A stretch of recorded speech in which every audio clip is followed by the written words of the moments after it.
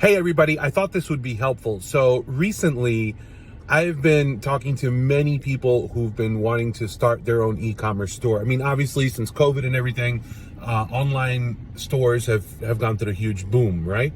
So I have a friend of mine recently came into some money and he said to me, hey, Oscar, I can get a product at $5, sell it at $25 online, and I think I can make a lot of money. So I want you to help me out and I'm ready.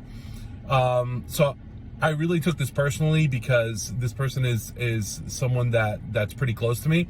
And I said, okay, wait a second. What would I do and how would I approach this? Because he was ready to drop like $10,000 on a website and start running ads and, have us build out his whole marketing system. But really what I told him was, listen, I think that you should slow down.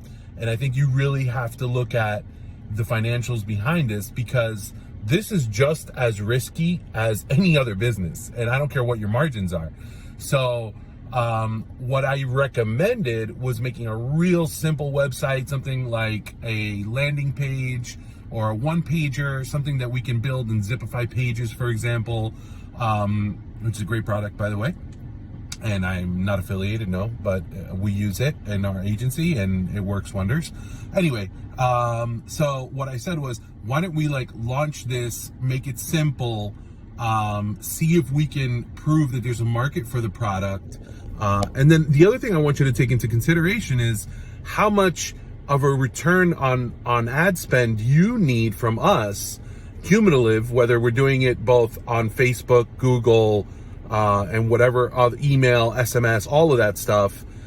What kind of return on ad spend do you need in order to have a positive ROI? And what we did was I built out a spreadsheet where you plug in the numbers. How much is shipping going to cost you? Who's paying for that? Are you paying for that? Is the customer paying for that? That's really a big deal. How's your fulfillment? How much does that cost? Storage for your products, ad spend, et cetera, et cetera, et cetera. So management fees for all of these things. So then, really what I found was, he was surprised when he looked at the numbers. If you want that spreadsheet, just send me a message, and I'll be happy to share it with you. The other part of this was, this brought to light another conversation I had last week with, a well-respected media buyer, Jason Portnoy, and we were talking about scaling brands, right? And he said to me, Oscar, look, generally speaking, I take brands that have to be at least already making $10,000 a month in revenue, and then I can scale them, depending on the average order value and the conversion rate on the site. But let's say everything else is dialed in.